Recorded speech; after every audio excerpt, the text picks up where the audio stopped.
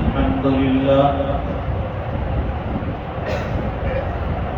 الحمد لله وكفى وسلام على عباده الذين اصطفى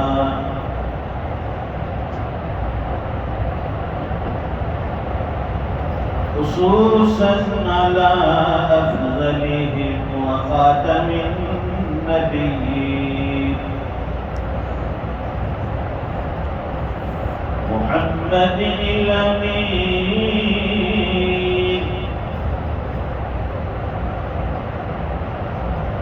وعلى آله وصحبه أجمعين. أما بعد فأعوذ بالله من الشيطان الرجيم. بسم الله الرحمن الرحيم. والذين آمنوا أشد حبا لله صدق الله العظيم.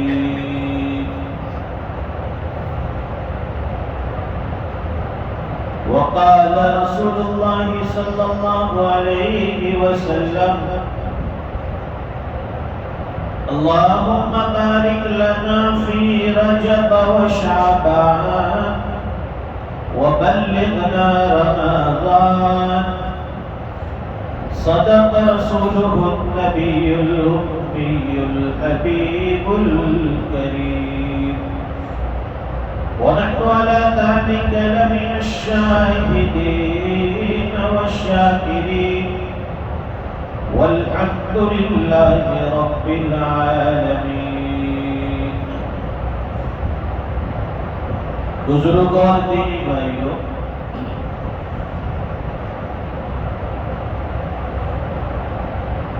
نیکیوں سے انسان کی تعریف ہوتی ہے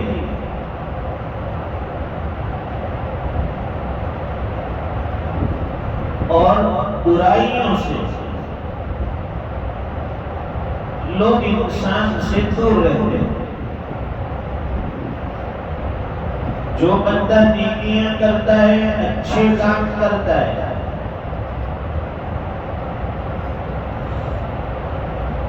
لوگ اس کے پاس کھینچے کھینچے چلے آتے ہیں.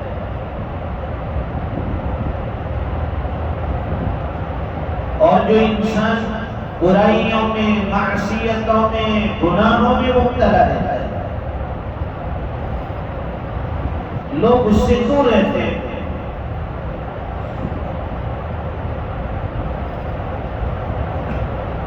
اس سے اندازہ ہوتا ہے کہ انسان اچھائیوں کا کھوگر ہے، اسے نیکیاں پسند ہیں.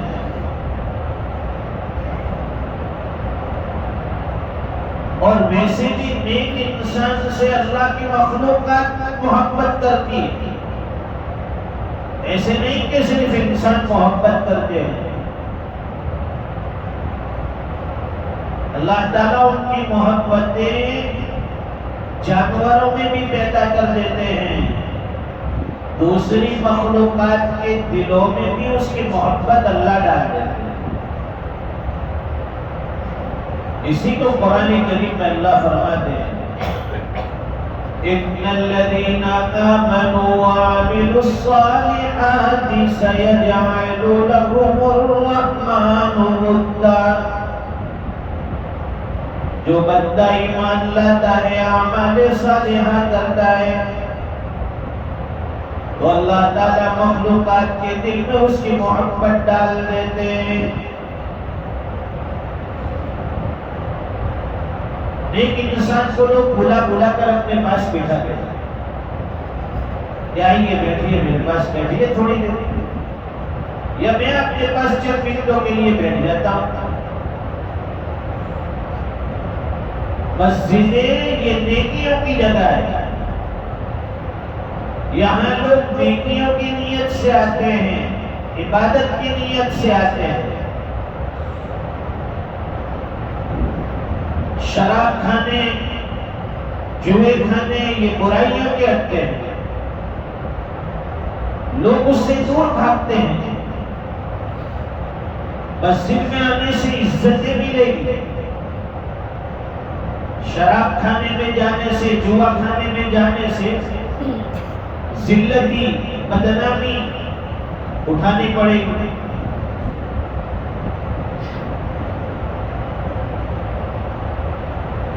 آج امت کا ایک طبقہ، ہمارے جوانوں کا ایک طبقہ نشے کا عادی بن گیا ہے۔ اللہ نے کتنی بہترین جوانی دی، وہ جوانی اللہ کے دین کے لیے خرچ کرے، عبادتوں میں خرچ کرے،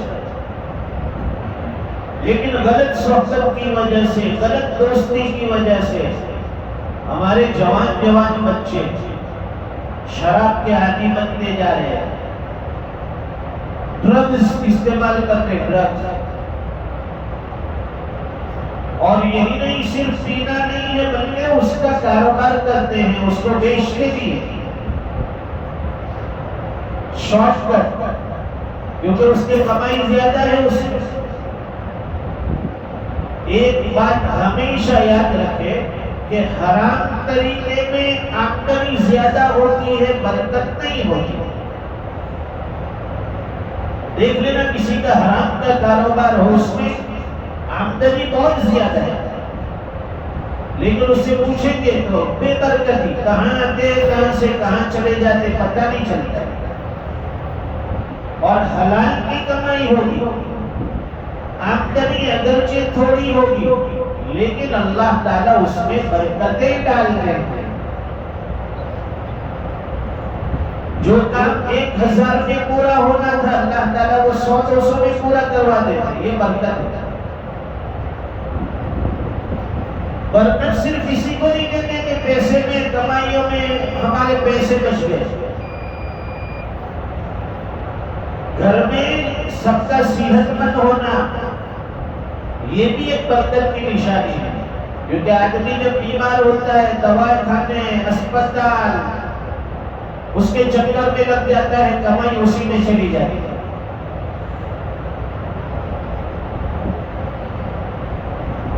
اور کورٹ کچہری مقدمات سے دور ہونا یہ بھی ایک برکت کی نشانی ہے۔ کورٹ کچہری میں، مقدموں میں، عدالتوں میں دوڑنے سے وکیل کی فیس، فلاں کی فیس، جج کی فیس، آدمی پریشان بھی ہوتا ہے اور اس کی دولت اس میں خرچ ہو جاتی ہے۔ تو اللہ تعالیٰ سے امید رکھو حلال کمائی اور حرام سے اجتناب، پھر حلال کمائی اس پر اللہ راضی ہوتے ہیں، اور حرام کمائی سے اللہ ناراض ہوتے ہیں۔ حلال کمائی اس کے بارے میں آدمی آسانی سے اللہ کے سامنے اپنا حساب دے سکے گا کہ بھئی یہاں سے کمایا تھا اور یہاں خرچ کر دیا۔ حرام کی کمائی کمانے پر بھی اس کو گرفت ہوتی ہے اس کی کہ بھئی یہ تو نے حرام کمایا، پھر وہ خرچ کہاں کرے گا اس پر بھی پھر گرفت ہوتی ہے۔ اور ایک بات یاد رکھیں کہ پیسے جس راستے سے آتے ہیں اسی راستے میں چلے جائیں۔ ناجائز طریقے سے کمائے ہوں گے تو اسی راستے میں نکل جائیں گے۔ اس لیے ایک ایمان والے کی سوچ کیا ہونی چاہیے کہ میرا ہر کام شریعت کے مطابق ہو، اللہ کے حکم کے مطابق ہو۔ شروع میں آدمی کوشش کرتا ہے کہ بھائی میری آمدنی حلال طریقے سے ہو، جائز طریقے سے ہو، شریعت کے مطابق ہو، لیکن جب بہت زیادہ آنے لگتا ہے پھر وہ حساب رکھنا بھی چھوڑ دیتا ہے۔ اندازہ تو دیکھ لیتے ابھی آ رہا ہے تو ابھی بعد میں حساب کر لیتے، سال کے اخیر میں دیکھ لیں گے۔ اور جس کے دل میں خوف خدا ہو، اس کے سامنے آخرت ہو، اللہ کے سامنے جواب دہی کا احساس ہو، وہ روز مرہ کی زندگی کا حساب رکھتے ہیں اور اس میں بھی خصوصاً مال کی آمد پر اور اس کے خرچ پر اس کا حساب رہتا ہے کہ بھائی فلاں جگہ سے اتنا آیا ہے اور میں نے اتنا خرچ کیا، اس میں سے میرا اتنا بچتا ہے اور اتنا فلاں کا ہے، اتنا فلاں کا ہے، اتنا فلاں کا ہے، تو اس سے حساب بھی دیتا ہے اور اللہ تعالیٰ برکتیں بھی ڈالتا ہے۔ اور دوسری ایک چیز کہ محنت کی کمائی میں، حلال کمائی میں آپ کو پریشانی بھی ہوگی، تکلیف بھی ہوگی، گزارا بھی مشکل ہوگا۔ میں محنت کرتا ہوں، حلال کی کمائی ہے، پورا نہیں ہوتا ہے، تو سمجھ لیجیے کہ آپ کی زندگی صحیح کٹ رہی ہے۔ اور جہاں حرام کی کمائی ہوگی وہاں تو حساب سے رکھنا نہیں ہے، آنے دو اور جانے دو۔ آدمی وقتی طور پر سوچتا ہے کہ بڑے مزے ہیں مجھے تو، خوب پیسے آ رہے ہیں، خوب خرچ کر رہا ہوں، اور وہ بیچارہ روزانہ صبح سے شام تک محنت کرتا ہے، دوڑ دھوپ کرتا ہے، 12 گھنٹے جاب کرتا ہے، 15 دن 20 تاریخ کو ختم، جتنی کمائی تھی ادھار لینا پڑتا ہے، بھائی 500 روپے ادھار دیں، 1000 روپے ادھار دیں، لائٹ بل بھرنا ہے، گیس بل بھرنا ہے، گیس کی بوتل ختم ہو گئی، بچے بیمار ہوں گے، 500 روپے دوا کے لیے۔ تو حلال کی کمائی میں تکلیف ہوگی، پریشانی ہوگی، حالات آئیں گے، لیکن اللہ کے یہاں آپ کا مرتبہ بلند رہے گا، عزت ملے گی اللہ کی طرف سے۔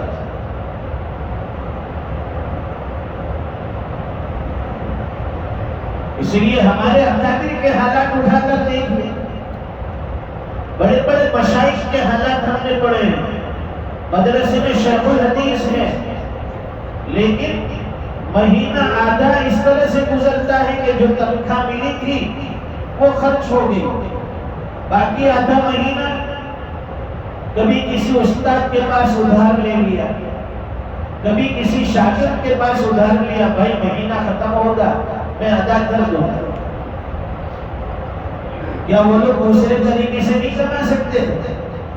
وہ بھی کما سکتے تھے، لیکن دین کو مد نظر رکھا ہونا، دین کی خدمت کرنی ہے، دین کے لیے محنت کرنی ہے، دنیا گزر جائے گی، اور جب آدمی کے اوپر حالات آئے، تکلیفیں آئے، پریشانی آئے تو ڈرنا نہیں، اپنے سے اوپر والے کو نہیں دیکھنا ہے، فلاں کی تو ہوٹل چلتی ہے، فلاں کا تو کارخانہ ہے، فلاں کا یہ بزنس ہے، اس کے پاس تو کتنے پیسے آ رہے ہیں، بلکہ اگر دل میں ایسا خیال آئے تو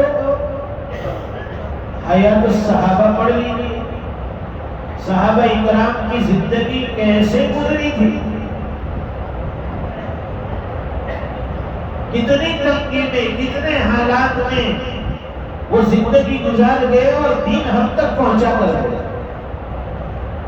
تو ہمیں تسلی مل جائے گی کہ نہیں، دین کے کاموں میں رکاوٹیں بھی آئیں گی، حالات بھی آئیں گے، انسان کی نظر ہمیشہ اللہ کی ذات پر ہونی چاہیے، غیر اللہ کی ذات پر نہیں۔ ہم لوگ کیا پیسے والے مالدار لوگوں کو دیکھ کر مرعوب ہو جاتے ہیں، یہاں یہ فلاں سیٹ صاحب ہے، یہ فلاں مالدار ہے، اس کو سلام نہیں کریں گے وہ ناراض ہو جائے گا، اس سے ملاقات نہیں کریں گے تو وہ ناراض ہو جائے گا،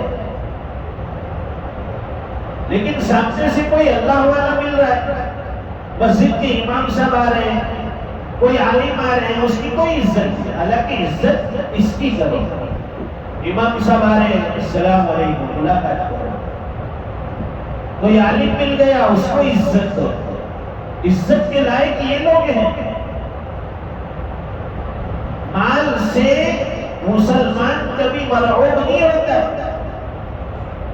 اس لیے فرمایا کہ اللہ کے یہاں تو مال کی کوئی حیثیت، کوئی حقیقت نہیں، اگر مال سب کچھ ہوتا، فرماتے اللہ ایک جگہ فرمایا کہ اگر اللہ کے نزدیک اس دنیا کی قیمت مچھر کے پر کے برابر ہوتی، کسی غیر کو اللہ پانی کا ایک گھونٹ بھی نصیب نہیں کرتی، ذرا برابر اسے دنیا نہیں ملتی۔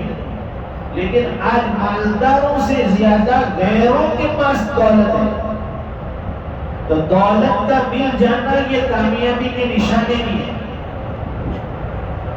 دیکھیے دولت ہے اور وہ بندہ دین پر چل رہا ہے، اللہ کے راستے میں خرچ کر رہا ہے، سمجھ لیجیے کہ یہ اللہ کی رضا کا ذریعہ ہے۔ مال کا ملنا یہ اللہ کی رضا کا ذریعہ ہے۔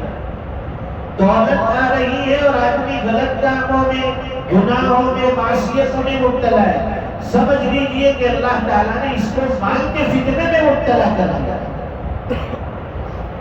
مال یہ فتنہ ہے۔ قرآن کریم میں اللہ فرماتے ہیں انما اموالکم واولادکم فتنہ، تمہارا مال تمہارے لیے آزمائش ہے اور تمہاری اولاد تمہارے لیے آزمائش ہے۔ مال بھی آزمائش، اولاد بھی آزمائش۔ یہ رمضان کا مہینہ آ رہا ہے اور اکثر لوگ رمضان میں اپنے اموال کی زکوٰۃ نکالتے ہیں، تو زکوٰۃ نکالنے میں بھی احتیاط اس بات کا ہو کہ میں پورا حساب کر کے نکالوں گا۔ جن کا بزنس کاروبار نہیں ہے ان کے لیے تو حساب آسان ہے کہ بھائی اتنا آیا ہے، اس میں سے 2.5% نکالنا ہے، 100 روپے میں 2.5 روپے ہمیں نکالنا۔ لیکن جس کا بزنس ہوتا ہے اس کے لیے حساب تھوڑا مشکل ہے۔ سال کے درمیان کتنا مال آیا، کتنا گیا، دکان میں ابھی کتنا پڑا ہے اور میرے پاس جمع کتنا ہے، یہ سب کا حساب کرنا پڑتا ہے۔ زکوٰۃ نکالنے میں اندازے سے کام نہیں چلے گا، پورا حساب دو۔ اگر نہ سمجھ میں آئے، الحمدللہ ہر جگہ عالم موجود ہے، مفتی حضرات موجود ہیں، ان سے پوچھو کہ بھائی میرا اتنا مال ہے، فلاں اتنا مال ہے، کیش اتنا ہے، گولڈ اتنا ہے، سلور اتنا ہے، زیورات کتنے ہیں، اس حساب سے میں مجھے زکوٰۃ کس طرح نکالے گا وہ آپ کو بتائیں گا۔ لوگ یہ سمجھتے ہیں کہ مولوی کو پوچھیں گے تو وہ بھی مجھ میں کچھ کمیشن مانگے گا، یا اتنے پیسے میرے کو بھی تھوڑا دئیے تو ہے۔ یہ علم اس لیے حاصل نہیں کیا جاتا ہے کہ اس سے دنیا کمائی جائے، علم اس لیے حاصل کیا جاتا ہے کہ خود بھی دین پر چلے اور دوسروں کو بھی دین پر، شریعت پر چلائے۔ اللہ نے صحیح سمجھ عطا فرمائے۔ آنے والا مبارک مہینہ، مقدس مہینہ قریب ہمارے سامنے، رمضان آئے گا، رمضان چلا جائے گا، لیکن جن بندوں کو اللہ توفیق عطا فرماتے ہیں پورا رمضان وصول کرتے ہیں۔ سب سے بڑی چیز رمضان میں 2 چیزوں کی حفاظت، 2 چیزوں کی حفاظت کر لی، سمجھ لیجیے کہ آپ کا رمضان ایسا گزرا کہ آپ نے اللہ کو راضی کر دیا، مغفرت یقینی ہوگی۔ سب سے پہلی چیز نگاہوں کی حفاظت۔ ویسے بھی عام دنوں میں نگاہوں کی حفاظت ضروری ہے، لیکن رمضان میں وہ بھی روزے کی حالت میں اور ضروری ہے۔ یعلم خائنۃ الاعین وما تخفی الصدور، انسان یہ سمجھتا ہے کہ میری بدنگاہی کوئی نہیں دیکھتا، اللہ فرماتے ہیں ہم تو دلوں میں چھپے ہوئے بھید بھی جان لیتے ہیں۔ تو نگاہوں کی حفاظت، اور دوسری چیز زبان کی حفاظت۔ روزے کی حالت میں ہم نہ جانے کیسی بات زبان سے نکالتے ہیں۔ زبان کی، آنکھ کی 2 چیزوں کی حفاظت کر لو، اور روزے کی حالت میں کسی کی برائی اور غیبت نہ کرو۔ یہ کب ہوتی ہے کسی کی برائی غیبت زبان سے؟ جب 2-4 آدمی آپس میں ملیں گے تب جا کر یہ غیبت شروع ہوتی ہے۔ آدمی اکیلا ہو، تنہا ہو، اپنے بچوں کے ساتھ ہو تو زیادہ کسی کی برائی نہیں ہوتی، لیکن دوستوں سے ملتا ہے، محفل میں بیٹھتا ہے، دکتوں پر بیٹھتا ہے، عشاء کے بعد آئے گا نواب حیدرآباد کی طرف چائے کی ٹپری پر بیٹھنے کے لیے، ادھر سومناتھ، ادھر کاٹھیا واڑی، ادھر فلاں، چلو چائے کی ٹپری پہ بیٹھتے ہیں۔ وہ 1 بجے 2 بجے 3 بجے شہری تک وہاں بیٹھ کر نکڑوں پر بیٹھ کر ادھر کی بات ادھر، ادھر کی بات ادھر، فلاں گاؤں میں ایسا، فلاں محلے میں ایسا، فلاں کے گھر میں ایسا، فلاں کے بچے ایسے، غیبت کر کے پوری رات ضائع کرتے ہیں۔ اللہ تعالیٰ نے کتنی پیاری رات عطا فرمائی رمضان کی، لیکن اس کی ناقدری دیکھیے، رمضان کو بھی ہم نے گناہوں سے خالی نہیں رکھا۔ تو زبان کی حفاظت کریں گے انشاءاللہ، اور اپنی نگاہوں کی حفاظت کریں گے۔ اللہ تعالیٰ آنے والا مہینہ ہمیں اس طرح وصول کرنے والا بنائے کہ اللہ ہماری زندگیوں میں انقلاب ڈالے، اللہ ہم سے راضی ہو جائے، اور یہ رمضان اس کی عبادتیں ہماری مغفرت کا ذریعہ بن جائے۔ وآخر دعوانا الحمدللہ رب العالمین۔